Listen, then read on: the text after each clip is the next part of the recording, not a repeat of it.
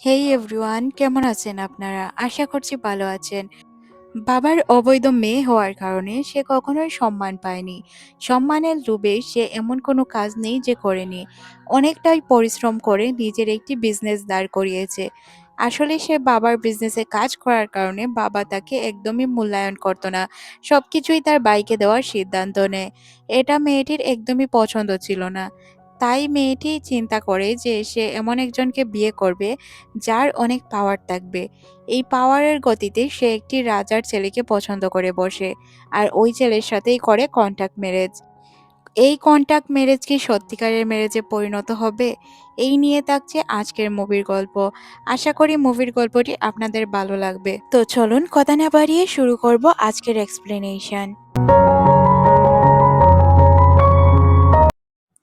ড্রামার শুরুতেই এটা বলা হয়, কোরিয়াতে এখনো আগের কিছু নিয়ম রয়েছে। যেমন এখনো কিছু স্কুল কলেজ বা কিছু জায়গায় আগের রাজাদের রাজত্ব চলে। এমনই একটি ঘটনা নিয়ে আজকের মুভি। শুরুতেই আমরা একটি কলেজকে দেখতে পাই, যেখানে সব বড় বড় রাজা, মন্ত্রী বা যারা রাজবংশের ছেলে মেয়ে ছিল তারাই লেখাপড়া করতে পারতো। কিন্তু এখন এমন একটি সুযোগ করে দেওয়া হয়েছে যে ব্যবসায়ীর ছেলেমেয়েরাও এখানে পড়তে পারবে। আমাদের রাজার ছেলে ফার্স্ট হতে পারেনি, কারণ আমাদের যে নায়িকা সে সবসময় ফার্স্ট আসে, যার কারণে সে ফার্স্টে আসতে পারেনি। এই জন্য নায়িকার ওপর তার অনেক বেশি রাগ ছিল। নায়িকা আমাদের টপার ছিল, কিন্তু তার বাবা যেহেতু ব্যবসায়ী ছিল, কোনো রাজা ছিল না, যার কারণে রাজার ছেলের এটা নিয়ে প্রবলেম ছিল। তাই তাকে প্রিন্সিপাল স্যারের রুমে ডাকা হয়। প্রিন্সিপাল স্যারও তাকে কিছুটা অপমান করে কথা বলে তার বাবার পেশা নিয়ে। যেহেতু সে রাজ পরিবার থেকে বিলং করে না, তাই তার ফার্স্ট হওয়ারও কোনো চান্স নেই, বা এটা তার জন্য অভিশাপও বলতে পারেন। কিছুদিন পর আবার আমাদের একটি বিজনেস মিটিংয়ে দেখানো হয়, যেখানে আমাদের নায়িকা খুব সুন্দর করে মিটিং হ্যান্ডেল করছিল।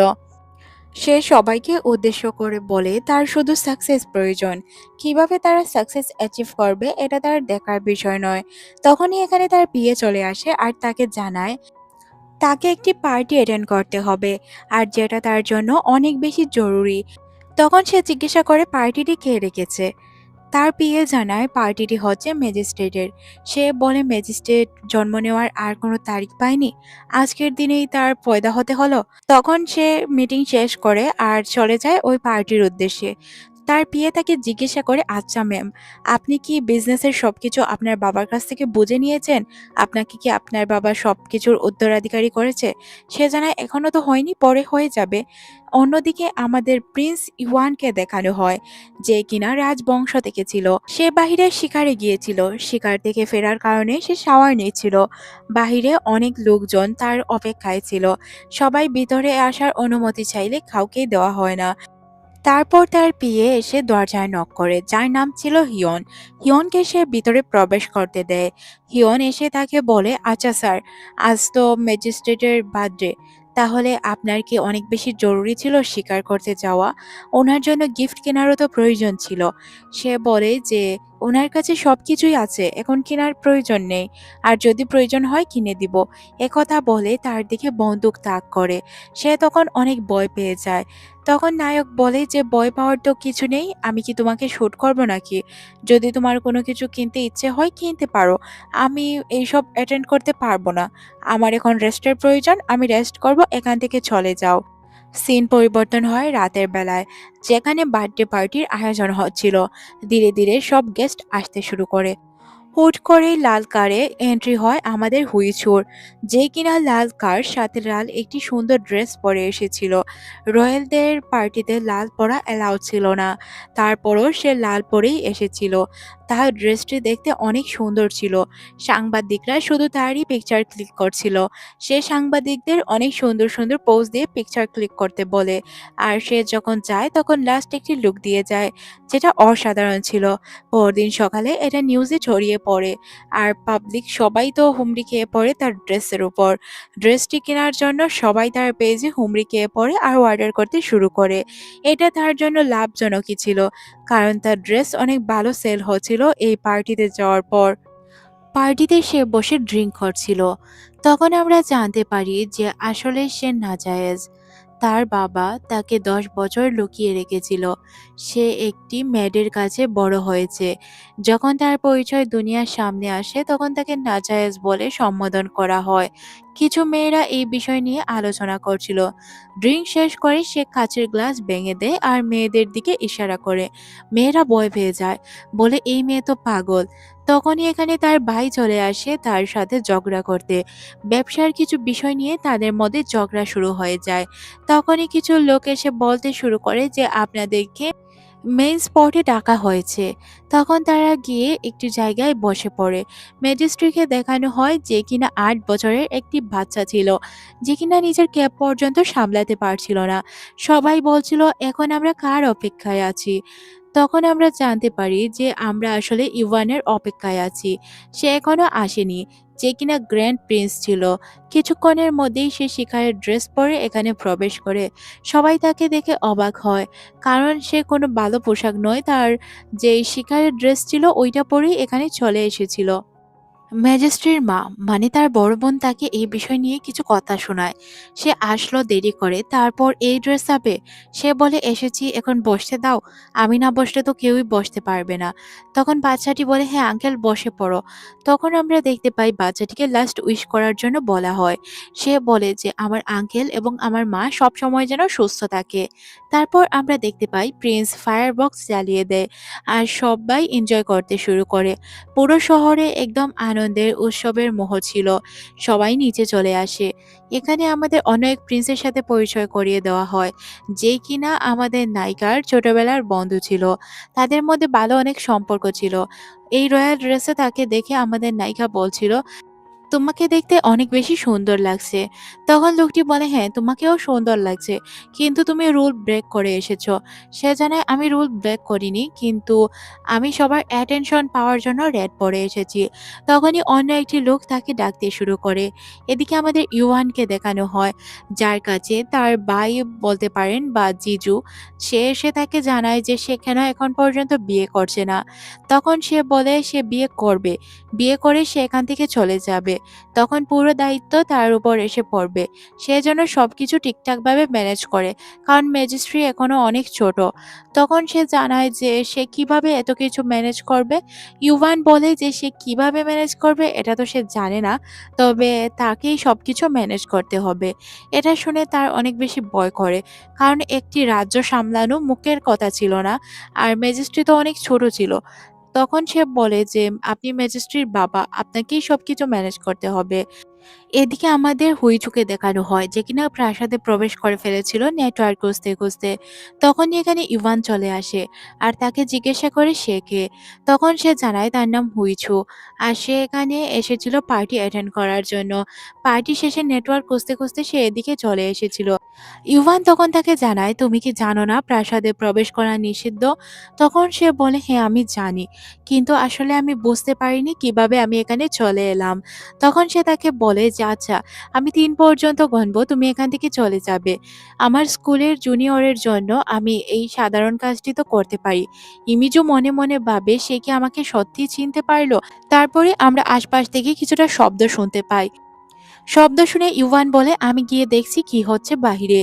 গিয়ে দেখতে পায় প্রাসাদে আগুন লেগে আছে আর অনেক লোকজন ঘায়েল হয়েছে। এই সব দেখে তার ভাবি, যে কিনা ম্যাজিস্ট্রির মা ছিল, সে এসে তাকে থাপ্পড় মারে আর বলে তুমি এখন কার সাথে শত্রুতা করে এসেছো, যে আমাদের প্রাসাদে আগুন লাগিয়ে দিল। এখানে আমি ভুল করে তাকে বোন বলেছিলাম, এখন সঠিকটা বলে দিলাম, সে আসলে তার ভাবি। আমাদের নায়িকা এইসব দেখে অনেক বেশি ভয় পেয়ে যায় আর চিন্তা করে এটা কি হলো, কেনই বা ইউভানকে তার ভাবি মারলো। যখন সে তার নিজের ছেলেকে একদম সুরক্ষিত দেখতে পায় তখন সে তাকে আদর করতে শুরু করে। ইউভানকে থাপ্পড় মারাটা তার কাছে আহামরি কোনো বিষয় ছিল না, সে নরমালি নিয়েছিল। কিন্তু ইউভানের বিষয়টা অনেক বেশি খারাপ লাগে। খারাপ লাগার কথাই তো ছিল। তার ভাবি হয়ে তাকে এইভাবে থাপ্পড় মারাটা ওনার হয়তো উচিত হয়নি। তারপর আমাদের নায়িকা পার্টি থেকে চলে আসে। বাহিরে তার প্রিয় তাকে বলে, "আপনি এত তাড়াতাড়ি পার্টি থেকে চলে এলেন। আপনি কোনো প্রবলেম ক্রিয়েট করেননি তো?" সে তখন বলে যে, "প্রবলেম তো ক্রিয়েট হয়েছে কিন্তু আমার জন্য নয়। আসলে ভিতরে আগুন লেগে গিয়েছে।" এটা শোনার পর তার প্রিয় বলে, "আচ্ছা ভালোই হলো আপনি চলে এসেছেন। আচ্ছা চলুন আমরা চলে যাই।" তখন সে বলে, "আপনাকে আমি একটি কথা জিজ্ঞাসা করতে চাই।" সে বলে, "কি কথা বলো?" তখন সে বলে, "আপনি সবসময় ইউভানের কাছ থেকে দূরত্ব বজায় কেন রাখেন?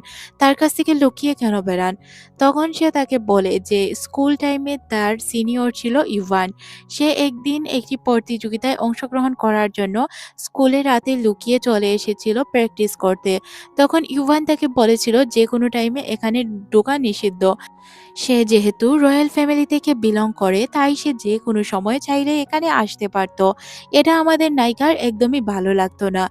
রয়্যাল ফ্যামিলি থেকে বিলং না করার কারণে তাকে অনেক অবহেলিত হতে হতো। আর রয়্যাল ফ্যামিলির বাচ্চারা অনেক সুবিধা পেত, যেগুলো থেকে সে বঞ্চিত থাকতো সবসময়। তারপর আমাদের ইউয়ানকে দেখানো হয়। সকালে সে তার অফিসে বসেছিল, তখনই তার ভাবি তার কাছে আসে। আর তাকে বলে, "আমি আপনার কাছে দুঃখিত। আসলে ওইভাবে আপনার উপর হাত তোলা আমার উচিত হয়নি। তবে কি করব? আমার হাতেও কিছু ছিল না। আপনার জন্যই আমাদের শত্রু তৈরি হয়। আমি চাই আপনি বিয়ে করে এখান থেকে আলাদা হয়ে যান। এটাই আপনার জন্য কল্যাণময় হবে।" এটা শোনার পর তার অনেক বেশি খারাপ লাগে। মনে পড়ে যায় অতীতের কিছু কথা। সে সবকিছুতেই অনেক ভালো ছিল। কিন্তু তাকে কোনোদিনও তার যোগ্য সম্মান দেওয়া হয়নি। তার বাবা প্রিন্স ছিল। ওই অনুযায়ী তারও তো প্রিন্স হওয়ার কথা ছিল, তাই না? তবে তার বাবা তাকে ওই লাইনে যেতে দেয়নি। তাকে রয়্যাল লাইনেই রেখে দিয়েছে। এটা তার সবসময়ই খারাপ লাগতো। সবকিছুতে ভালো হওয়া সত্ত্বেও সে রাজা হতে পারেনি। সে না পায় অধিকার আর না পারল নিজের যোগ্যতা প্রমাণ করতে। আর এখন তার বাবি তাকে বলছে বিয়ে করে সবকিছু থেকে সরে যেতে। আর এটা বলারও কারণ রয়েছে। কারণ পলিটিশিয়ান থেকে শুরু করে অন্য রাজ্যের রাজা পর্যন্ত তাকে ট্রাস্ট করত। আর সে অনেক বিশ্বস্ত একটি লোক ছিল আর ইন্টেলিজেন্টও। অন্যদিকে আমাদের ইমিচুকে দেখানো হয়, যার বাবা তাকে বলছিল বিয়ের কথা। তাকে বিয়ের জন্য অনেক বেশি চাপ দিচ্ছিল, কিন্তু সে এখন বিয়ের জন্য প্রস্তুত ছিল না। তখনই এখানে তার ভাই এবং ভাবি চলে আসে আর তাদেরকে উদ্দেশ্য করে বলে যে তার জন্য অনেক ভালো ভালো ছেলে খুঁজেছে সে, আর সেই ছেলেগুলোর সাথে যাতে সে দেখা করে। এটা শোনার পর সে তার ভাবিকে উদ্দেশ্য করে বলে, "আচ্ছা, আপনি যদি সবার সিভি ভালো করে দেখতেন তাহলে অবশ্যই আমার ভাইকে চুজ করতেন না। একদম ইউজলেস একটি ছেলে।" এটা শোনার পর তার ভাই রেগে যায় আর বলে, "আমার সম্পর্কে বাজে কথা বলা বন্ধ করো। নিজের বিয়ের কথা বলছে বাবা, তাই তুমি আমাকে এইসব বলছো?" তখন সে বলে, "না, একদমই না। আমি এখন বিয়ে করতে চাচ্ছি না।" তখন তার বাবা তাকে জোর দিয়ে বলে তাকে যে কোনোভাবেই বিয়ে করতে হবে। এটা শোনার পর সে বলে যে নিজেকে প্রমাণ করার আগ পর্যন্ত সে বিয়ে করবে না। আর সে বিয়ে করে নিলে বিজনেসকে সামলাবে। তখন তার ভাই তাকে বলে যে বিজনেস সে সামলাবে। এটা শোনার পর সে বলে, "ভাই বিজনেস সামলাবে? এটা তো কখনোই সম্ভব নয়। আর আমি বিয়ে করব না যতক্ষণ নিজেকে প্রমাণ করতে পারছি। এমনিতেই লোকজন আমাকে নাজায়েজ বলে সম্বোধন করে।" অন্যদিকে আমাদের প্রিন্সকে দেখানো হয় যে কিনা ম্যানেজারের কাছে আসে আর তাকে জানায় সে এই প্যালেস ছেড়ে চলে যাচ্ছে। এটা শোনার পর ম্যানেজার অনেক বেশি কষ্ট পায় আর তাকে এখানে থেকে যেতে বলে। তখন সে বলে, "আমি ভেবেছিলাম হয়তো আমার চলে যাওয়াতে সব থেকে বেশি খুশি আপনিই হবেন। আমি চাই আপনি সুন্দর করে এই প্যালেসটিকে সামলে রাখুন। আমি এখান থেকে চলে যাচ্ছি।" তখন তাকে বলা হয় তার ভাই এবং ভাবিকে বলে যাওয়ার জন্য, কিন্তু ইভান বলে যে তার কাছে সময় নেই। সে বলতে পারবে না তার ভাই এবং ভাবিকে। ম্যানেজার যাতে তাদেরকে জানিয়ে দেয়। তারপর ম্যানেজার চলে যায় রানীর কাছে। রানীকে গিয়ে জানায় যে ইভান এখান থেকে চলে যাচ্ছে। তখন রানী তার সম্পর্কে সব নালিশ করতে শুরু করে ম্যানেজারের কাছে। তাকে জানায় যে সে একে তো দেরি করে এসেছিল বার্থডে পার্টিতে। তাছাড়াও আগুন লেগে গিয়েছিল। সবাই সন্দেহ করছিল তার জন্যই আগুন লেগেছে। আর সবার নজরই ছিল ইভানের দিকে। কেউ তো রাজার চিন্তাই করছিল না।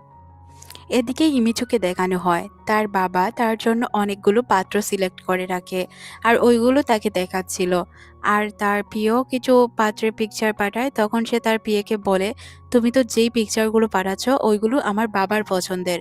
আমার পছন্দের কিছু পিকচার পাঠাও। আমি তো কোনো রয়্যাল ছেলেকে বিয়ে করতে চাচ্ছি না, তাই না? যে আমার ডিমান্ড এত বেশি হবে, আমার পছন্দ অনুযায়ী কোনো ছেলে পাওয়া যাবে না।"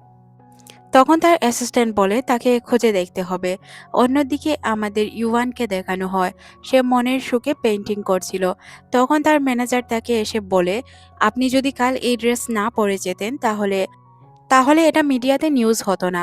আপনার অনেক বড় ভুল হয়েছে। আমি বলেছিলাম নরমাল পোশাক পরে যাওয়ার জন্য। তখন সে বলে এই নিউজ হওয়ার জন্য প্যালেসে যে আগুন লেগেছে ওই নিউজটি তো আড়াল হয়ে গিয়েছে, তাই না? তাহলে এত ঘাবড়ানোর কি আছে? তার অ্যাসিস্ট্যান্ট বুঝতে পারে যে সে সঠিক কথা বলেছে। কিন্তু এই নিউজ নিয়ে পুরো শহর তোলপাড় ছিল। কেউ তো পজিটিভ কমেন্ট করছিল, কেউ আবার নেগেটিভ। এটা তো স্বাভাবিক, যে কোনো পোস্ট হলেই পজিটিভ নেগেটিভ দুইটাই কমেন্টে আসে। এদিকে ইমিচুর ম্যানেজার এই পোস্টটি দেখতে পায়। কিছুক্ষণ পর ইমিচুর কাছে কিছুক্ষণ পর যখন সে ইমিজুর কাছে আসে তখন সে দেখতে পায় সেও এই নিউজটিই দেখছিল। তাকে জিজ্ঞাসা করে সে এই নিউজটি কেন দেখছে। তখন সে জানায়, আমার মনে হচ্ছে বিয়ের জন্য এই ছেলেটি একদম পারফেক্ট হবে। তখন তার অ্যাসিস্ট্যান্ট বলে, এই কথাটি আমাকে বলেছেন ভালো কথা, কিন্তু অন্য কাউকে বলতে যাবেন না। সে হচ্ছে একজন রয়্যাল লোক, আপনাকে কিভাবে বিয়ে করবে সে? তখন সে বলে, আমি অলরেডি রিকোয়েস্ট পাঠিয়ে দিয়েছি, সে আমার সাথে দেখা করলে হয়তো ভালো হতো। অন্যদিকে ইভানকে দেখানো হয় যে কিনা বসেছিল। তখন তার অ্যাসিস্ট্যান্ট একটি বুকে নিয়ে তার কাছে আসে। সে তার অ্যাসিস্ট্যান্টকে বলে, তোমার বুকে কখন থেকে পছন্দ হতে শুরু করলো? সে বলে, এমনিতেই টেনশনে রয়েছি। আপনি যদি কাল ওই ড্রেস পরে না যেতেন তাহলে এত বড় একটি ইস্যু তৈরি হতোই না। তখন সে বলে, আমি বলেছি না সবকিছুর পেছনে কোনো না কোনো কারণ রয়েছে, তোমাকে এত চিন্তা করতে হবে না, তুমি রিল্যাক্সে থাকো। তারপর ম্যানেজার তার কোম্পানির নাম নিয়ে বলে যে এই কোম্পানির ওনার আপনাকে রিকোয়েস্ট পাঠিয়েছে। সে বলে সাথে সাথে ডিলিট করে দাও। এটা দেখার পর ইমিজু অনেক বেশি কষ্ট পায় আর বলে সে আমাকে রিজেক্ট করে দিল, আমি আবারও রিকোয়েস্ট পাঠাবো। তার ম্যানেজার তাকে বোঝানোর চেষ্টা করে এটা ঠিক হচ্ছে না। অন্যদিকে এই নিউজটি কুইনের কানে পর্যন্ত চলে যায়। কুইনও বুঝতে পারে যে কিছু তো একটি চলছে, এটার বিষয়ে তাকে আরো তদন্ত করতে হবে। এদিকে সে বারবার রিকোয়েস্ট আর ইউয়ান বারবার ক্যান্সেল করে যাচ্ছিল। এইভাবে সে রিকোয়েস্ট পাঠাতে থাকে। এক পর্যায়ে বিরক্ত হয়ে অনেক জোরে চিৎকার করে ওঠে আর মনে মনে বলে যে তাকে পটানোর জন্য যা যা করতে হবে সবকিছুই সে করতে পারবে। তার চিৎকারে পুরো তার অফিস একত্রিত হয়ে যায় আর জিজ্ঞাসা করে কি হয়েছে, কিন্তু সে কোনো রেসপন্স না করে কিছুক্ষণ পর সে চিন্তা করে যে ওই দিন যখন তাদের দেখা হয়েছিল সে তাকে জুনিয়র বলে সম্বোধন করেছিল। তাই সে টেক্সটে এটা লেখে যে আমি আমার সিনিয়রের সাথে দেখা করতে চাই। তার প্ল্যান কাজে লেগে যায়। যখন অ্যাসিস্ট্যান্ট তাকে এটা জানায় তখন সে বলে যে হ্যাঁ, সে তার জুনিয়রকে কখনোই না করতে পারবে না, তাই সে দেখা করার জন্য রাজিও হয়ে যায়। এটা দেখে আমাদের নায়িকা ইমিচু অনেক বেশি খুশি হয়ে যায় আর ফাইনালি তারা দেখা করার সিদ্ধান্ত নেয়। অন্যদিকে আমরা কুইনকে দেখতে পাই। কুইন তার দাসীকে জিজ্ঞাসা করে যে মেয়েটি কেমন, দেখতে কেমন, তার স্বভাব চরিত্র কেমন। তখন তার দাসী জানায় যে মেয়েটি দেখতে অনেক সুন্দর, তাছাড়া তার স্বভাব চরিত্র অনেক ভালো। অন্যদিকে আমাদের ইমিচুকে দেখানো হয় যে কিনা ফাইনালি তার সাথে দেখা করার জন্য তার বাসায় চলে আসে। তখন ইউভান তাকে জিজ্ঞাসা করে যে সে কেন তার বাসায় এসেছে, তার কি জরুরি কোনো মিটিং রয়েছে তার সাথে। তখন সে তাকে একটি লাল ইনভেলাপ দিয়ে দেয় আর তাকে বলে যে সে তাকে বিয়ের প্রপোজ করার জন্য এসেছে। এই কথা শোনার পর তার তো পায়ের নিচ থেকে মাটি সরে যায় আর সিন চলে যায় অতীতে, যেখানে আমরা এই দুইজনকে দেখতে পাই। তাদের যখন প্রথম দেখা হয়েছিল তখন ইমিচু বলেছিল যে স্কুলে সবাইকে সমান হয়ে চলা উচিত, রয়েলদের আলাদা ট্রিট করা আর সাধারণদের আলাদা ট্রিট করা স্কুল কর্তৃপক্ষের জন্য একদমই উচিত হয়নি। ইমিচুর কথায় সে বুঝতে পারে সে অনেক সাহসী একজন মেয়ে। পরদিন আমাদের ইমিচুকে দেখানো হয় যে কিনা স্কুলের গ্রাউন্ডে বসে বসে চিন্তা করছিল তার তো এমনটা করা উচিত হয়নি। সে রয়্যাল ফ্যামিলির একজন লোকের সাথে খারাপ ব্যবহার করেছে। তার অবস্থা কি হবে এখন সে নিজেও বুঝতে পারছে না। হয়তো তাকে স্কুল থেকেই বের করে দেওয়া হতে পারে। তখনই এখানে তার কিছু বান্ধবীরা আসে আর তাকে গ্রাউন্ডে ডেকে নিয়ে যায়। এখানে আমরা দেখতে পাই তাদের নোটিশ বোর্ডে একটি নোটিশ ছাপানো হয়েছিল। নোটিশটি এমন ছিল যে স্কুলের সবাইকে সমানভাবে, এখন রয়্যাল ফ্যামিলির বাচ্চা-কাচ্চারা আলাদা সুবিধা আর পাবে না। সবাইকে একভাবেই লেখাপড়া করতে হবে।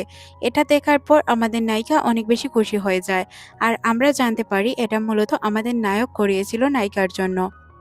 হিমিচু আর ইভানের যে স্কুল ছিল ওই স্কুলে একটি প্রতিযোগিতার আয়োজন করা হয়েছিল। ইমিচুর যে টিম ছিল ওইটা রেড টিম ছিল, আর যেটা ব্লু টিম ছিল এটা ইভানের টিম ছিল। দুই টিমের মধ্যেই কম্পিটিশন শুরু হওয়ার কথা। কোন টিম ভালো খেলে এটাই হচ্ছে দেখার বিষয়। ইউভান তো একদম 10-এ 10 করে ফেলেছিল, কিন্তু আমাদের নায়িকা সে করেছিল 10-এ 9, যার কারণে মনে হচ্ছিল সে হেরে যেতে পারে। তাই আমাদের নায়ককে দেখানো হয় তার অনেক মন খারাপ হচ্ছিল। ইমিচুর মন খারাপ দেখে সে ভাবছিল হয়তো সে হেরে যাবে। এখানে আমরা ইমিচুর স্কোর দেখতে পাই, তবে ইভানেরটা দেখানো হয় না। সিন আবারও বর্তমানে চলে আসে।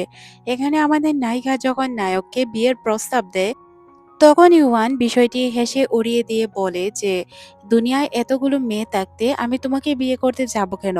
আর তাছাড়াও আমার প্রতিদিনই অনেক ভালো ভালো প্রস্তাব আসে, তাহলে আমি তোমাকে কেন চুজ করতে যাব? তখন আমাদের নায়িকা বলে তুমি আমাকে চুজ করবে কারণ আমি দেখতে অনেক সুন্দরী। তাছাড়াও আমাকে যদি তুমি চুজ করো তাহলে তোমারই লাভ হবে, সাথে আমারও লাভ হবে, আমরা কন্ট্যাক্ট ম্যারেজ করে নিব। এখানে আমাদের এক সার্ভেন্টকে দেখানো হয় যে কিনা তাদের দরজার সামনে দাঁড়িয়ে কথা শুনছিল। তখনই এখানে হান চলে আসে, আর হান তাকে বলে যে তুমি এখানে কি করছো? তখন সে বলে যে সে নাকি স্যুপ দিতে এসেছিল।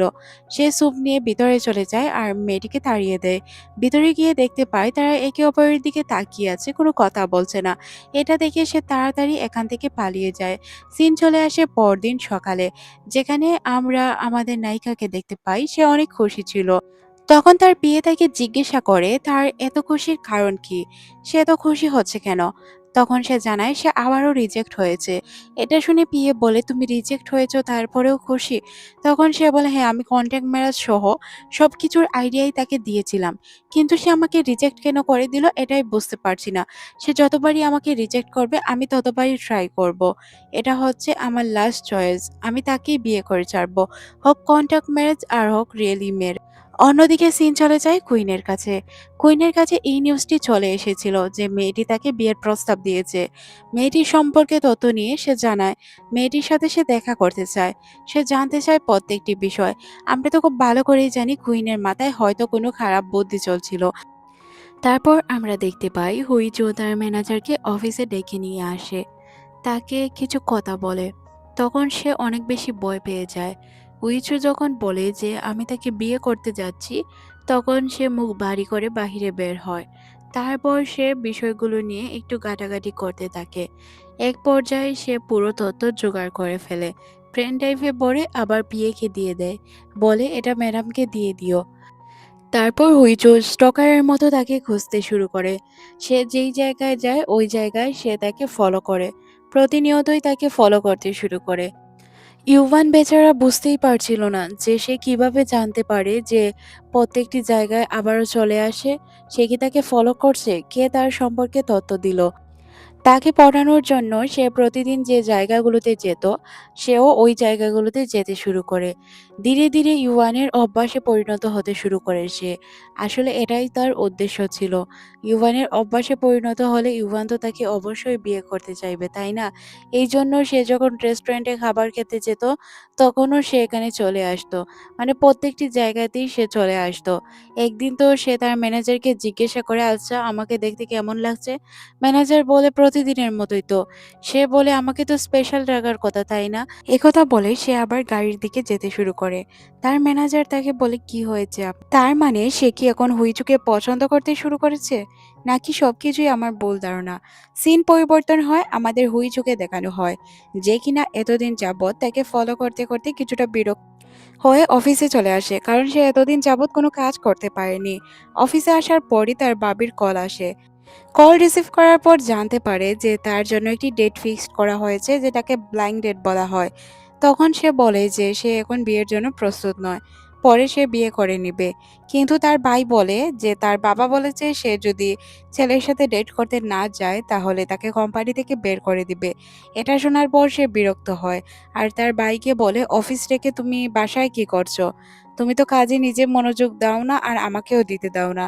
ফোন কাটার পর সে চিন্তায় পড়ে যায়, কারণ ইউভানকে সে এখন পর্যন্ত পটাতে পারেনি। তার পক্ষ থেকে আজ পর্যন্ত কোনো রেসপন্স আসেনি। সে কি যাবে ওই ছেলের সাথে দেখা করতে নাকি কি করবে কিছুই বুঝতে পারে না। ছেলেটিকে সে একটি আর্ট এক্সিবিশনে ডাকে আর তার সাথে কথা বলতে শুরু করে। ছেলেটিকে সে সরাসরি জিজ্ঞাসা করে যে আপনি কোন মাসে বিয়ে করতে চান, সেপ্টেম্বর নাকি অক্টোবর? তখন ছেলেটি তাকে বলে যে আমরা তো এখন পর্যন্ত ভালোভাবে কথাই বললাম না, তোমার নাম পর্যন্ত আমি জানি না আর না তোমাকে চিনি। তখন সে বলতে শুরু করে যে আসলে আমি বিয়ে করতে চাই না, আমার বাবা আমাকে জোর করে বিয়ে দিতে যাচ্ছে। বলেছে যদি আমি বিয়ে না করি তাহলে আমাকে কোম্পানি থেকে বের করে দিবে। আর আমি বিজনেস ছাড়া কিছুই বুঝি না। বিজনেসের জন্য আমি সবকিছু করতে পারি। টাকাই আমার কাছে সবথেকে বেশি ইম্পোর্টেন্ট। আর আপনি যদি মনে করেন আপনি এমন একটি মেয়েকে বিয়ে করতে চান, তাহলে আপনি হ্যাঁ বলতে পারেন। আর যদি মনে করেন যে এমন লাইফ পার্টনার আপনার দরকার নেই, তাহলে আপনি এখান থেকে চলে যেতে পারেন। তার এইসব কথা শুনে ছেলেটি চিন্তায় পড়ে যায় যে সে কি করবে। কিন্তু সে আপন মনে নিজের মতো বকবক করে যাচ্ছিল আর পেইন্টিং গুলো দেখছিল। আর প্রত্যেকটি পেইন্টিং ছিল ইউভানের। তখন সে লক্ষ্য করে ইউভানের অ্যাসিস্ট্যান্ট এখানে এসেছে। আর তাকে পেইন্টিং গুলো দেখতে দেখে সে বলে আপনি আপনার মন মতো পেইন্টিং দেখতে পারেন আর চুজ করতে পারেন। সে এখান থেকে চলে যায়। আর ছেলেটিকে আমরা দেখতে পাই যে কিনা চিন্তায় মগ্ন ছিল। তার নাম ছিল কিম। কিমকে সে জিজ্ঞাসা করে যে আপনার সিদ্ধান্ত কি, আমি কি জানতে পারি? ছেলেটি তখন মনে মনে বলে যে এমন একটি মেয়েকে বিয়ে করে আমি কি করব। তাই সে বলে যে আমি আপনাকে বিয়ে করতে চাচ্ছি না, এমন একটি সম্পর্ক আমার প্রয়োজন নেই। এই কথা বলে সে চলে যায়। সিন চলে আসে ইউভানের কাছে। তার অ্যাসিস্ট্যান্ট তাকে এসে জানায় হইচুকে আমি অন্য একটি ছেলের সাথে দেখেছি। এটা শোনার পর ইউভান মনে মনে ভাবে সে অন্য ছেলের সাথে কি করলো, আমাকে না সে বিয়ের কথা জিজ্ঞাসা করছিল, তাহলে হুট করে কি পরিবর্তন হয়ে গেল? অন্যদিকে তার ম্যানেজার বলে যে এতদিন যাবৎ আমি ভেবেছিলাম হইচই হয়তো আপনার বাবির সাথে মিলে রয়েছে, কিন্তু এখানে আমার ধারণা একদমই ভুল। মেয়েটি নিজের বিজনেস ছাড়া আর কিছুই বোঝে না। তার বাবা তাকে জোর করে অনেকবার বিয়ে দেওয়ার চেষ্টা করেছে, কিন্তু সে বিয়েতে রাজি নয়। সে সবসময় নিজের বিজনেসে ফোকাস করে, বিজনেসে সাকসেসফুল। তাছাড়া তার কোনো বন্ধু-বান্ধব নেই। স্কুল লাইফে সে সবার সাথে মারামারি করে বেড়াতো। কারণ তার কখনোই কোনো অন্যায় পছন্দ ছিল না। এটা শুনে ইউয়ান হাসতে শুরু করে, কারণ স্কুল লাইফে তার সাথেও তার ঝগড়া হয়েছে। সে সবাইকে একদম ভালোভাবে ধুয়ে দিত। এতগুলো কথা বলার পর অ্যাসিস্ট্যান্ট এখান থেকে চলে যায়। আর আমাদের ইউয়ান মনে মনে ভাবতে শুরু করে তার কি করা উচিত। সে বাসায় চলে যায়। রাতের বেলায় আমরা ইউভানের বড় ভাবিকে দেখতে পাই, যে কিনা রুমে বসা ছিল। ইভানের ভাই সিদ্ধান্ত নেয় যে সে নিজে রাজা থেকে সরে তার ভাইকে রাজা বানিয়ে দিবে। এই জন্য সে সবকিছু লিখিত কাগজপত্র তৈরি করছিল। তখন এখানে তার ওয়াইফ আসে আর কাগজপত্রগুলো ছিঁড়ে ফেলে দেয় আর তার সাথে ঝগড়া করতে শুরু করে। ঝগড়ার এক পর্যায়ে আগুন লেগে যায় পুরো মহলে। তার ভাই মারা যায়। ভাই মারা যাওয়ার পর ইভান তার ভাইয়ের ছেলেকে রাজা হিসেবে ঘোষণা করে দেয়। আর এটাই ছিল তার স্বপ্ন। মূলত এটা তার নতুন স্বপ্ন নয়, প্রতিদিনের স্বপ্ন, যেটা কিনা সে দেখে আসছিল। সে ভয়ে ঘুম থেকে জেগে যায় আর সারা রাত সে ঠিকমতো ঘুমাতে পারে না। পরদিন সকালে তার ম্যানেজার আসে আর বুঝতে পারে সে আজ রাতও ঘুমাতে পারেনি। তাকে জানায় সে যেন একজন ভালো ডক্টর দেখিয়ে নেয়, কিন্তু সে ডক্টর দেখাতেও রাজি ছিল না। অ্যাসিস্ট্যান্ট তাকে বারবার বোঝায় এইভাবে তার জীবন সে যাতে নষ্ট না করে। এদিকে আমরা ম্যাজিস্ট্রিকে দেখতে পাই, যার আজ একটি বড় অনুষ্ঠান রয়েছে। তার মা তাকে বলছিল এই মিটিংয়ে তোমাকে নিজেকে প্রমাণ করতে হবে যে তোমার আঙ্কেল ছাড়া তুমি একাই চলতে পারো। বাচ্চাটিও তার মাকে ওকে বলে। সিন পরিবর্তন হয়। আমরা বিভানকে দেখতে পাই, যে কিনা তার ভাতিজার এমন একটি ফাংশনে যাওয়া নিয়ে অনেক চিন্তিত ছিল। তার ম্যানেজার তাকে জানায় যে তুমি চাইলে ওই জায়গায় যেতে পারো।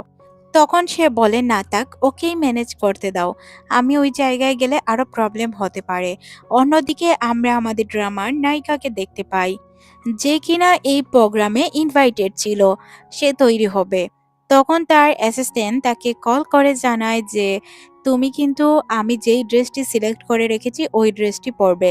রেড কোনো ড্রেস পরতে পারবে না, কোনো তীব্র পারফিউম লাগাতে পারবে না, আর এত হট সাজার কোনো প্রয়োজন নেই। সে ভাবছিল হয়তো তার পিয়ে তাকে ভিডিও ক্যামেরায় দেখছে, যার কারণে সে আবারও তার ফোনটি চেক করে সিদ্ধান্ত নেয় যে সে নর্মাল ড্রেস পরে যাবে। হ্যাঁ, আমরা দেখতে পাই সে নর্মাল একটি ড্রেস পরে এসেছিল যেটা তার পিয়ে সিলেক্ট করে রেখেছে। কিন্তু এই ড্রেসেও তাকে অনেক বেশি সুন্দর লাগছিল। সবার আকর্ষণ তার দিকে ছিল। সে মনে মনে ভাবছিল এইবার তো তার পুরো ড্রেস বিক্রি হয়ে যাবে। তার ম্যানেজার তাকে বলে এত এক্সাইটেড হওয়ার কিছু হয়নি যে সে এত এক্সাইটেড। সিন পরিবর্তন হয়, আমরা ওই পিচ্চি বাচ্চাটিকে দেখতে পাই যেই কিনা চুপচাপ বসেছিল আর তার আঙ্কেলের অপেক্ষায় ছিল। তখনই এখানে তার আঙ্কেল চলে আসে। তার স্মাইল দেখে আমরা বুঝতে পারি হয়তো সে তার আঙ্কেলকে ডেকেছিল। আর এখানে তাকে কেউই ঢুকতে দিতে চাচ্ছিল না।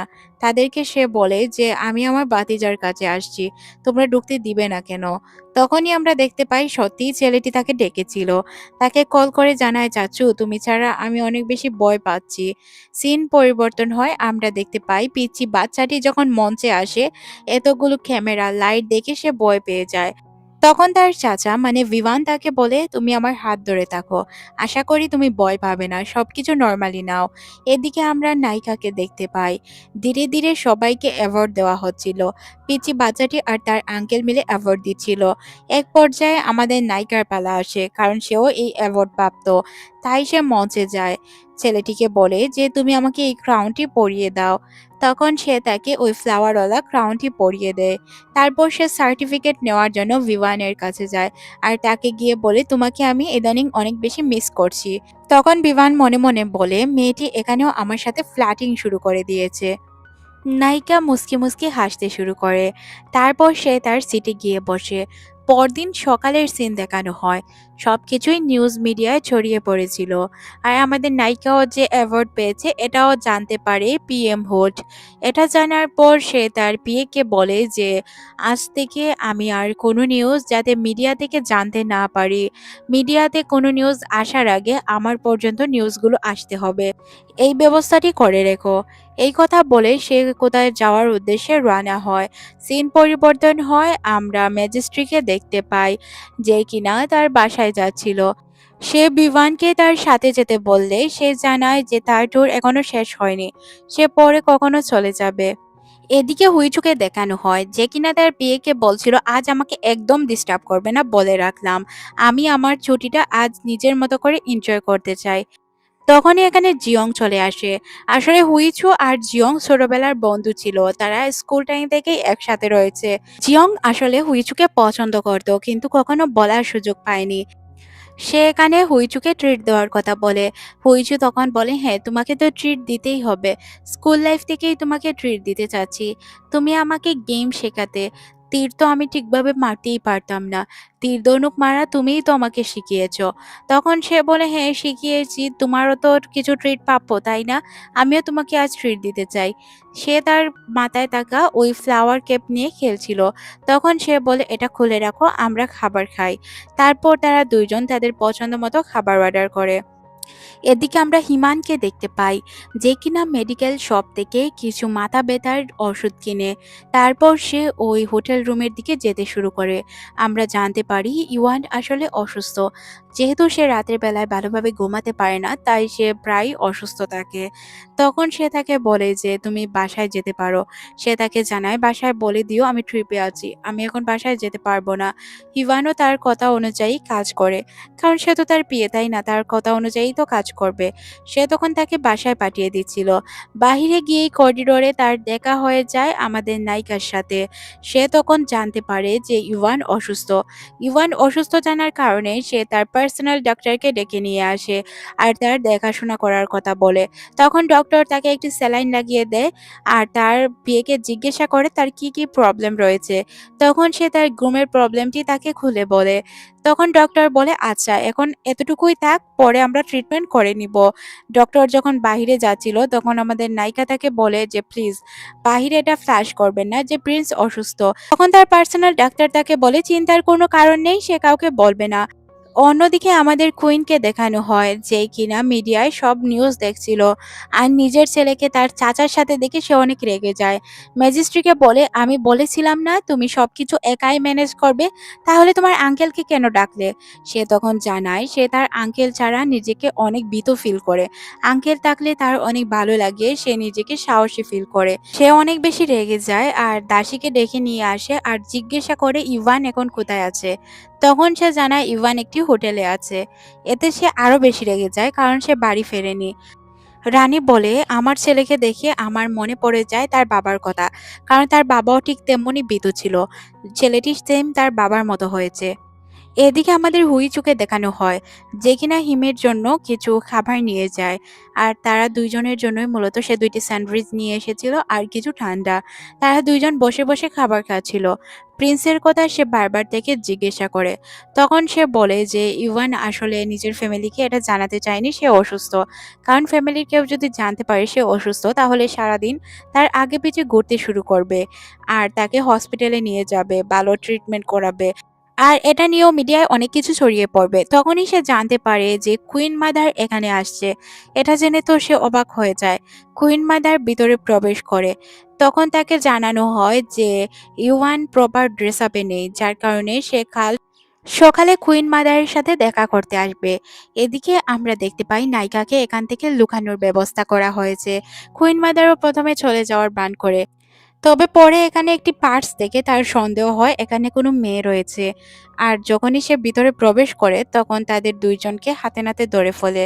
আমাদের নায়িকা এখানে কিছুটা আড়াল হওয়ার চেষ্টা করছিল, কিন্তু যেহেতু কুইন মাদার দেখে ফেলেছে তাই সে অনেক রেগে যায়। আর ইউভানকে বলে কাল সকালে তুমি আমার সাথে দেখা করবে আর এখানে কি হচ্ছিল সবকিছু আমাকে এক্সপ্লেইন করবে। এই কথা বলে সে এখান থেকে চলে যায়। ইউভান অনেক চিন্তিত হয়ে পড়ে। সে কি বলবে কিছুই বুঝতে পারছিল না। সিন পরিবর্তন হয় পরদিন সকালে। আমরা আমাদের নায়িকাকে দেখতে পাই যে কিনা ঘুমে মগ্ন ছিল। তুমি একা হোটেলের বাহিরে যেও না, আমি আসছি তোমাকে নেওয়ার জন্য। সে বুঝতেই পারে না যে কি এমন ঘটনা ঘটলো যে পিয়ে তাকে নিতে আসছে। তারপর সে দেখতে পায় আসলে তার সম্পর্কে পুরো মিডিয়ায় কিছু ভুল নিউজ ছড়িয়ে পড়েছে। যেমন সবাই বলছে যে প্রিন্সের সাথে তার রিলেশন রয়েছে, তারা একই হোটেল রুমে ছিল। এইসব কথা শুনে সে তো হাসতে শুরু করে, কারণ তার এখন ইউভানকে বিয়ে করা অনেক সহজ হবে। কিন্তু তার পিয়ে এতে অনেক রেগে যায়। সে বলছিল তার নাকি মান সম্মান চলে যাবে। ডক্টরের একটি পিকচার ভাইরাল হয় আর সবাই বলছিল সে নাকি প্রেগন্যান্ট। এই জন্য ডক্টর এসেছিল হোটেল রুমে। এটা জানার পর সে প্রথমে অবাক হয়, তারপর আবারও হাসতে শুরু করে, কারণ সে এখন ইউভানকে খুব সহজেই বিয়ে করতে পারবে। এটাই ছিল তার জন্য খুশির নিউজ। তার বাবি তাকে কল করে জানায় যে এইসব কি। বাবিও হাসতে শুরু করে। বাবির হাসা দেখে ভাই প্রশ্ন করে, তুমি কি এই জন্য হাসছো কারণ ছেলেটি অনেক হ্যান্ডসাম? তখন সে বলে যে তোমার মাথায় কি সব চলে? আমি এই জন্য না, আমি অন্য একটি বিষয় নিয়ে হাসছি। এই বিষয়টা যদি আমি তোমাকে এক্সপ্লেইন করি তাহলে তুমিও হাসবে, বোকা ছেলে বুঝবে না। সিন চলে আসে ইউভানের কাছে, যে কিনা গাড়িতে বসে তার পিএকে বলে যে আমি হিমিচুর সাথে দেখা করতে চাই। ইমিচু আর ইমিচুর যে অ্যাসিস্ট্যান্ট ছিল তারা দুইজনই এখানে চলে আসে। প্রথমে সে কিছুটা ভয় পায়, তারপর সে নর্মাল হয়ে যায়। ইমিচুকেই শুধু ভিতরে প্রবেশ করতে দেওয়া হয়। তখন আমাদের প্রিন্স তাকে বলে যে আচ্ছা, তুমি আমার জন্য অনেক অপমানিত হয়েছো। এর পরিবর্তে তুমি কি চাও আমাকে বলতে পারো। তুমি যা চাও আমি তোমাকে দেওয়ার চেষ্টা করব। সবকিছুর জন্যই তোমাকে সরি। আমরা আমাদের নায়িকাকে দেখতে পাই যে কিনা একটি রায়াল ইনভেলাপ খুলে। ইনভেলাপটির ভিতরে ফুল ছিল। এই ফুলগুলো সে ওই কম্পিটিশন জেতার কারণে পেয়েছিল।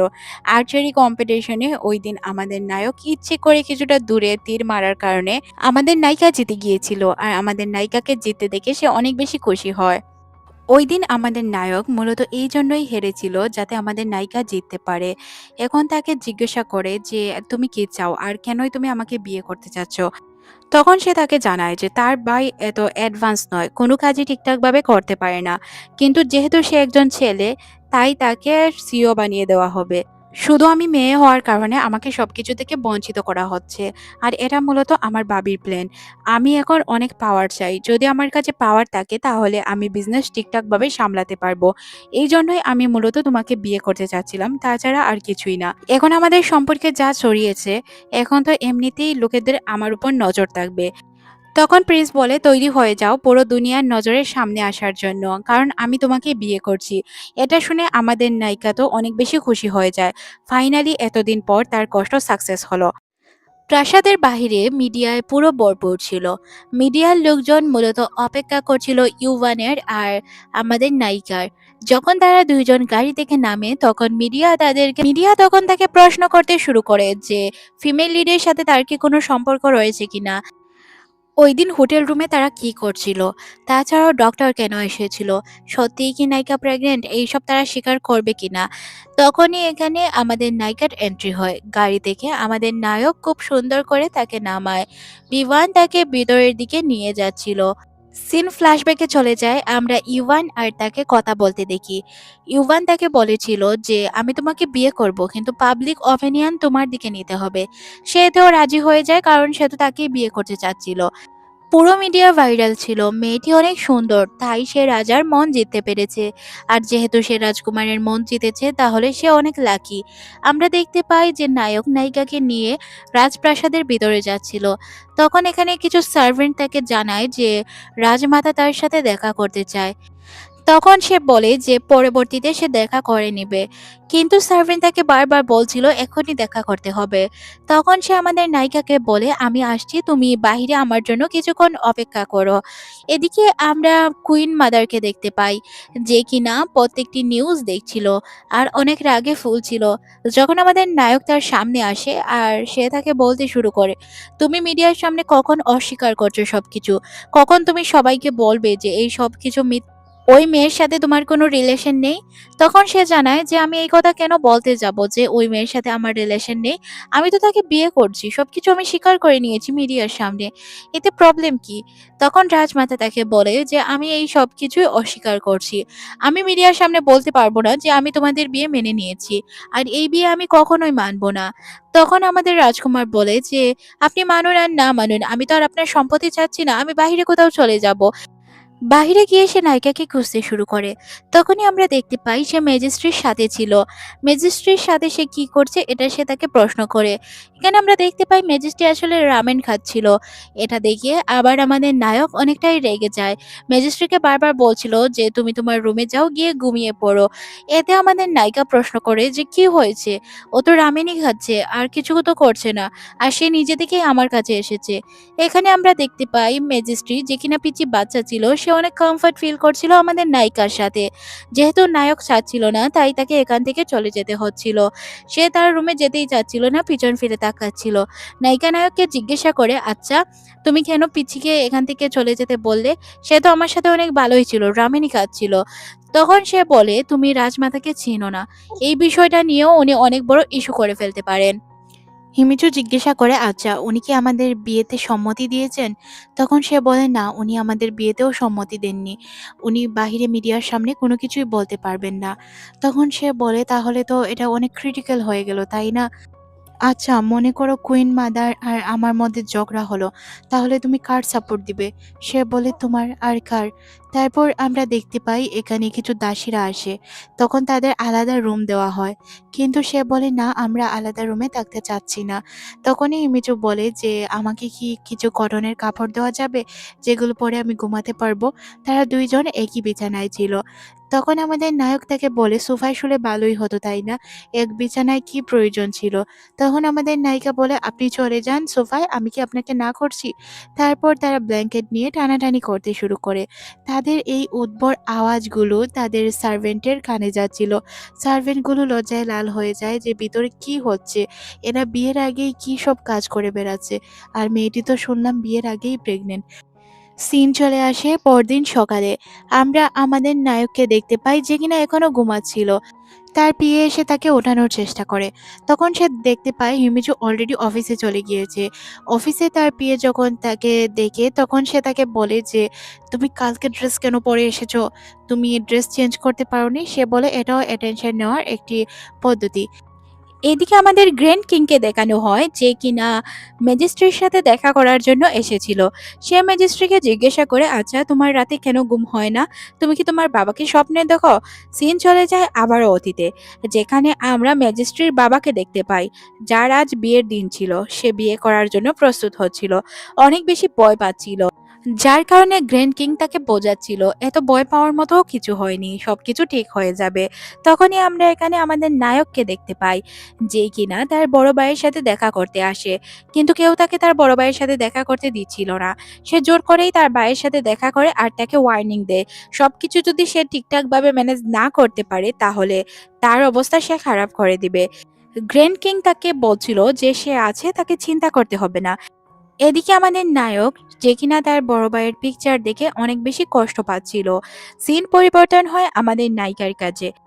মিডিয়াতে যে পোস্টগুলো হয়েছিল ওইগুলোর কমেন্টগুলোই সে পড়ছিল। তখন আমরা দেখতে পাই যে কেউ কমেন্ট করেছিল গুড কাবাত। কেউ লিখছিল রাজা কিভাবে একজন সাধারণ মেয়েকে বিয়ে করতে পারে।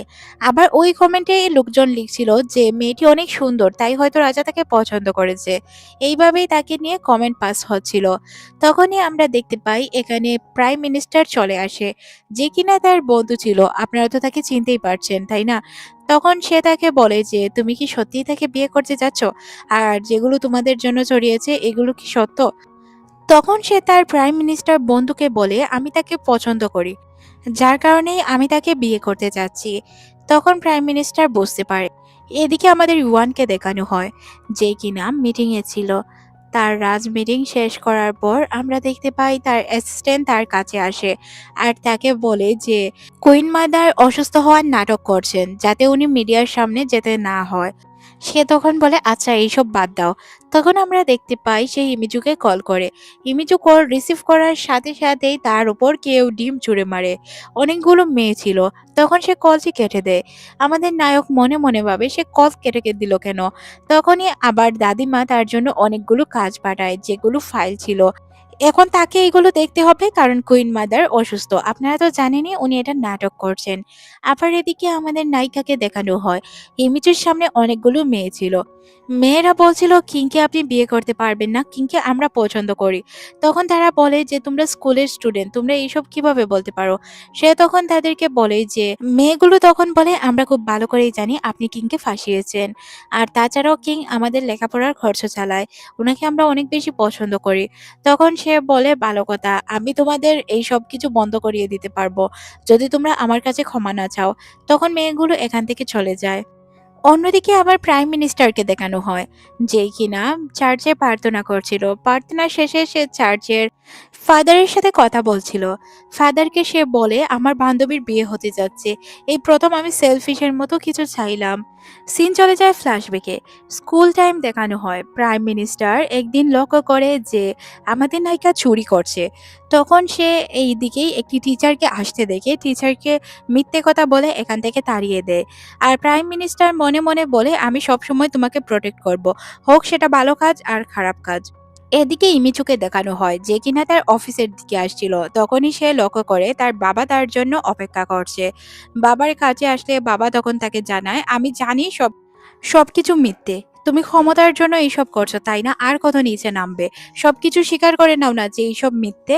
তখন সে তার বাবাকে জিজ্ঞাসা করে কেন সে এখানে এসেছে। সিন চলে যায় অতীতে। আর বাবা আমাদেরকে বলে যে মনে আছে যে তোমার মায়ের কেন মৃত্যু হয়েছিল? তার সৎ মায়ের কথা বোঝানো হচ্ছে। এখানে হিমিচু তার পরিচয় দেওয়ার জন্য বাবার কাছে এসেছিল। বাবা তুচ্ছ-তাচ্ছিল্য করে বলে যে এটা তার মেয়ে নয়। কিন্তু সে বারবার বলছিল যে সে তারই মেয়ে। এই কথা শুনে তার মা এখানে স্ট্রোক করে ফেলে। এই স্ট্রোকেই মৃত্যু হয় তার সৎ মায়ের। সৎ মায়ের মৃত্যুর পর তার বাবা তাকে একদমই পছন্দ করত না। কারণ সে তাকে দায়ী করত তার সৎ মায়ের মৃত্যুর জন্য। যখনই সে তার রেজাল্ট দেখাতে যেত, যখনই সে কোনো কিছু চাইতো, তখন তার বাবা না করে দিত। আর তার সৎ মায়ের ছেলে বলতে তার ভাই, যাকে সে এখন ভাই বলে সম্বোধন করে, তাকেই সবকিছু দেওয়া হতো। তার বাবা বলে যে সে যদি এই সব থেকে পিছিয়ে না আসে বা মিডিয়ার সামনে সবকিছু স্বীকার না করে, তাহলে সে তাকে সব সম্পত্তি থেকে বঞ্চিত করবে।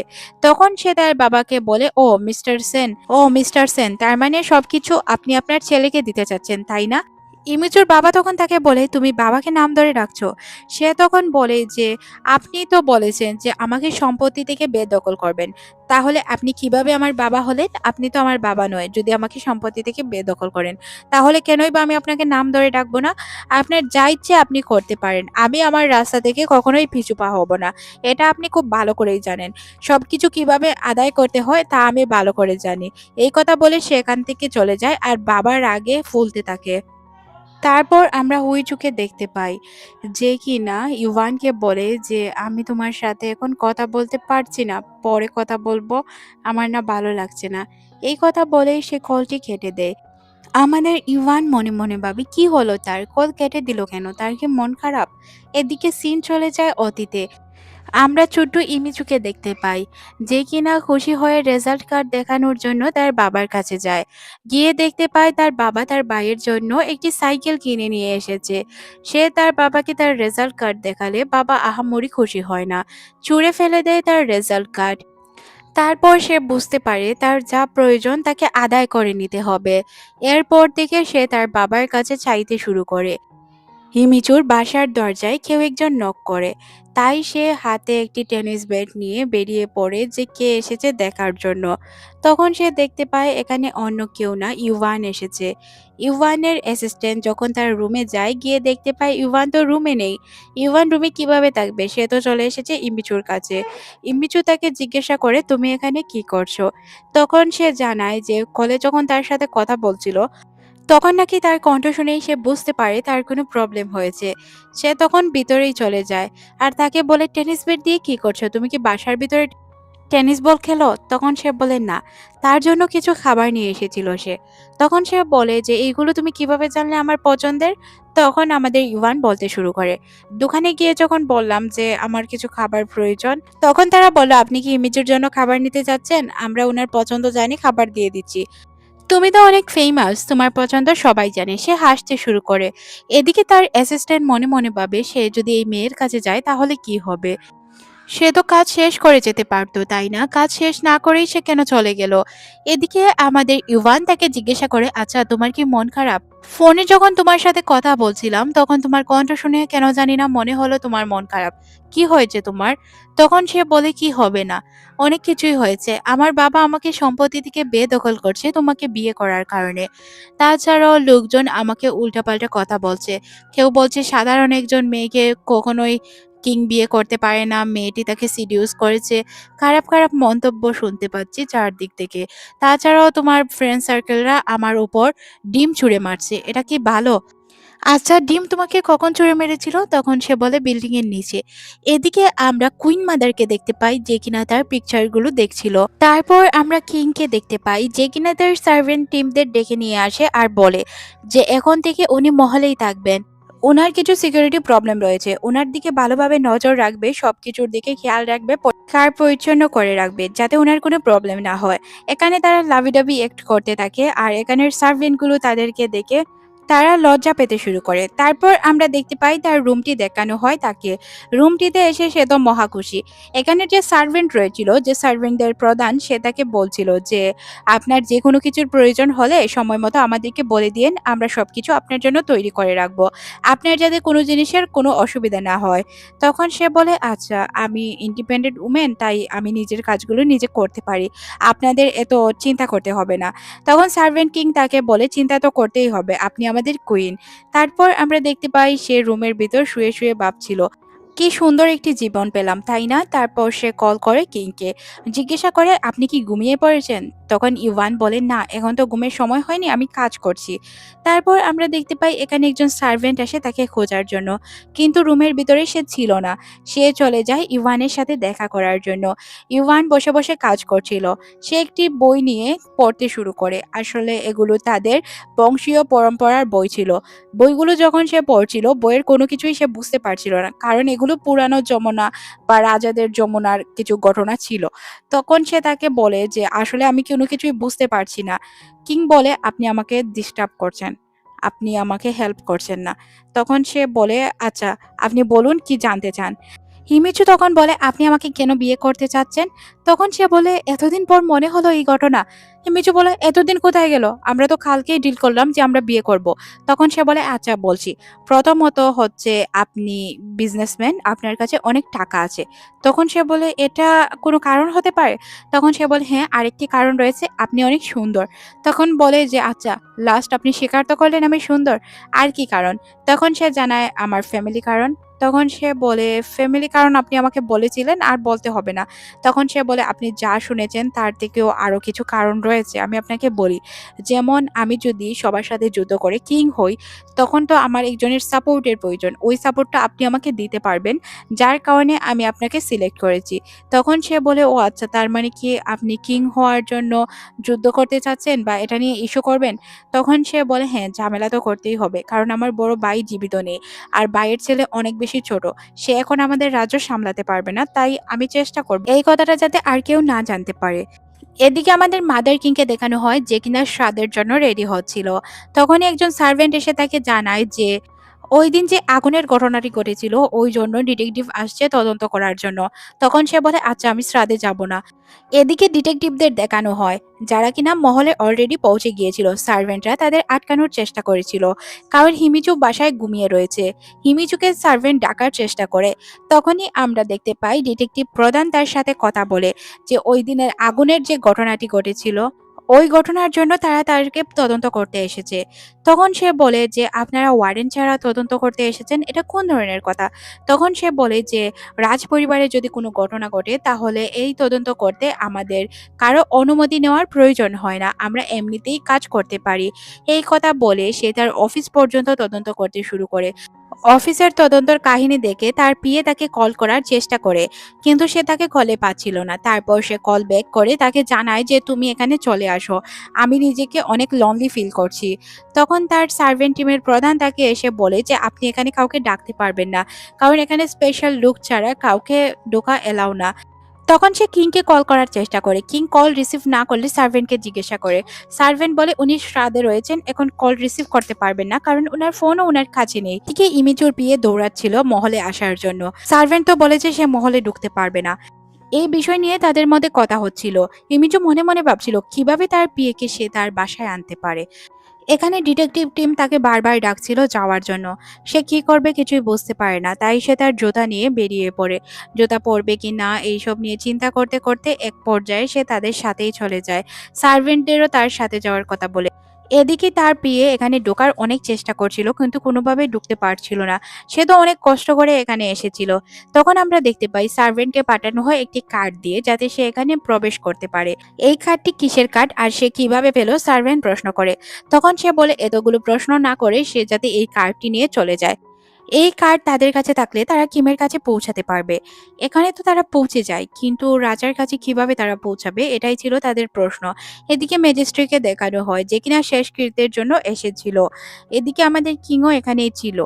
তার অ্যাসিস্ট্যান্ট এখানে বাহিরের দিকে ছিল। তখন তারা মনে মনে ভাবে যদি অ্যাসিস্ট্যান্টের সাথে তারা কথা বলে তাহলে তারা খুব সহজেই সবকিছু সমাধান করতে পারবে। অ্যাসিস্ট্যান্ট পর্যন্ত তারা এই সংবাদটি পৌঁছে দেয়। এদিকে আমাদের ইমিচুকে দেখানো হয় তদন্তের জন্য তাদেরকে নিয়ে যাওয়া হচ্ছিল। তখনই এখানে আমাদের কিং চলে আসে। সে এসে তাদেরকে জিজ্ঞাসা করে, "আচ্ছা, আপনারা কার অনুমতিতে তাকে জিজ্ঞাসাবাদ করার জন্য নিয়ে যাচ্ছেন? সে আমার ফিয়ন্সে, আপনারা এইভাবে নিয়ে যেতে পারেন না।" তখনই এখানে চলে আসে কিং মাদার। আমি বলেছি তাকে নিয়ে যাওয়ার জন্য, কারণ আমার সন্দেহ হচ্ছে সে এইসবের সাথে জড়িত আছে। তার আচরণগুলো আমার কাছে সন্দেহজনক মনে হয়েছে। ওই দিন সে যখন পার্টিতে এসেছিল তখন নিষিদ্ধ ড্রেস লাল পরে এসেছিল। তারপর সে গ্লাস ভাঙার চেষ্টা করেছিল, যেগুলো সিসিটিভি ফুটেজে ক্যাপচার হয়েছে। তখন কিং বলে, "ও আচ্ছা, এইসব দেখে আপনি তাকে সন্দেহ করছেন? তাহলে মনে রাখুন, ওকে যদি আপনারা তদন্তের জন্য নিয়ে যান তাহলে আমাকেও নিয়ে যেতে হবে। আমরা দুইজন একই, তাই আমাদেরকে একসাথে নিয়ে যেতে হবে।" এখানে আমরা দেখতে পাই তাদের মাথায় কোনো একটি প্লেন চলে। তার পিয়ে তার পায়ে লাথি মারে, যার কারণে সে পড়ে যাচ্ছিল। তখন কিং তাকে কুলে ওঠায় আর তারা এমন নাটক করে যে সে বেহুশ হয়েছে। তাকে নিয়ে রুমে যেতে হবে। তখন সে বলে, "আপনারা যদি কোনো তদন্ত করতে চান তাহলে আমার মহলে চলে আসুন, ওই জায়গায় না হয় তদন্ত করবে।" তারপর সে মহলে চলে আসে, ইমিজুকে ফেলে দেয় আর বলে যে এখন নাটক বন্ধ করো। ইউয়ান ইমিচুকে বলে, "তুমি কি অনেক বেশি ভয় পেয়েছিলে?" তখন সে বলে, "আরে আমি ভয় পেতে যাব কেন? আমার সাথে এটা নতুন নয়। অনেকবার আমার উপর রেড হয়েছে। আমার অফিস তদন্ত করা হয়েছে, আমার বাসা তদন্ত করা হয়েছে। আমার উপর অনেক সময় অনেক বদনাম ছড়ানো হয়েছে। এই সবকিছুর সাথেই আমি অভ্যস্ত আছি, তাই আমার কোনো কিছুই খারাপ লাগে না।" হিমিচু বলে, "তুমি যেইভাবে আমাকে কোলে করে নিয়ে এসেছো সবাই তো আমাদের নিয়ে গসিপ শুরু করে দিবে।" তখন সে বলে, "হ্যাঁ, এটাই তো আমি চাচ্ছি যে সবাই বুঝতে পারে যে আমরা একে অপরকে ভালোবাসি। কারণ এমনিতেই রানিমার সন্দেহ হচ্ছে যে আমাদের মধ্যে কোনো রিলেশন নেই। আমরা এমনিতেই কন্ট্যাক্ট ম্যারেজ করব বা এমন টাইপের কোনো কিছু হয়তো উনার সন্দেহ হচ্ছে। যেহেতু এখন উনি দেখতে পারলেন যে আমাদের মধ্যে অনেক ভালো সম্পর্ক, তাহলে হয়তো উনি এটাও বুঝতে পারেন যে আমাদের মধ্যে সম্পর্ক রয়েছে। দেখোনি উনি যে বলেছেন উনি আমার বিজনেসকে শেষ করে দিবেন, আমার কোম্পানি ধ্বংস করে ফেলবেন।" তখন সে বলে, "চিন্তা করো না, উনাকে কোনো কিছু করার সুযোগ দিব না।" সে বলে, "সত্যিই কি আমাদের নিয়ে গসিপ হবে?" হ্যাঁ, আমরা দেখতে পাই তেমন ঘটনা। সবাই তাদেরকে নিয়ে আলোচনা করছিল। সত্যিই হয়তো রাজা তার প্রেমে পড়েছে। না হয় এমনভাবে কেউ কাউকে ট্রিট করতো না। এদিকে আমরা কিং মাদারকে দেখতে পাই যে কিনা জিনিসপত্র ভাঙচুর করছিল আর বলছিল যে তাদের ভালোবাসার প্রমাণ চায় সে। অন্যদিকে আমাদের ইভানকে দেখানো হয়, যে কিনা আমাদের নায়িকাকে প্যালেসে যাওয়ার জন্য গাড়িতে তুলে দিতে এসেছিল। কিন্তু সে তাকে বলছিল, "তুমি আমার সাথে যাবে না?" তখন সে বলে, "আমার কাজ আছে, যেতে পারবো না।" সে বলে, "কাজ পরে করলে হয় না?" তখন ইভান বলে, "কাজ পরে করলে এই ছেলে আমাকে মেরে ফেলবে।" সে আসলেই তার বিয়ের কথা বলছিল। তারপর সে তার গাড়ির দরজা খুলে দেয় আর তাকে বলে যে, "সেফলি চলে যাও, আমি চলে আসবো।" সে তাকে চোখ মেরে বলে, "একদিন ভালোই করো।" সে রাজপ্রাসাদে চলে আসে আর সবাইকে ধন্যবাদ জানায় তাকে সাহায্য করার জন্য। সার্ভেন্টরাও তাকে দেখে অনেক বেশি খুশি হয়। সবাই মিলে হাততালি দিয়ে এই দিনটা সেলিব্রেট করে। তারপর সে তার রুমে চলে যায়। ফ্রেশ হয়ে বসে বসে ভাবছিল কি করবে। তখনই সে ইভানকে কল করে। তাকে বলে যে, "কি করছো তুমি?" সে তাকে বলে যে সে বসে আছে। তার অনেক ক্ষুধা লেগেছে। সে বলে, "ক্ষুধা লেগেছে, তুমি সার্ভেন্টদেরকে বলো এখানে সবকিছুই আছে, পাওয়া যায়, খেতে পারবে।" সে বলে, "না, আমি এইসব খেতে চাচ্ছি না। আসলে আমি আজ শোক পালন করতে চাচ্ছি। সবাই যাতে বুঝতে পারে আসলে এই বিষয়গুলো নিয়ে আমি অনেক কষ্ট পেয়েছি।"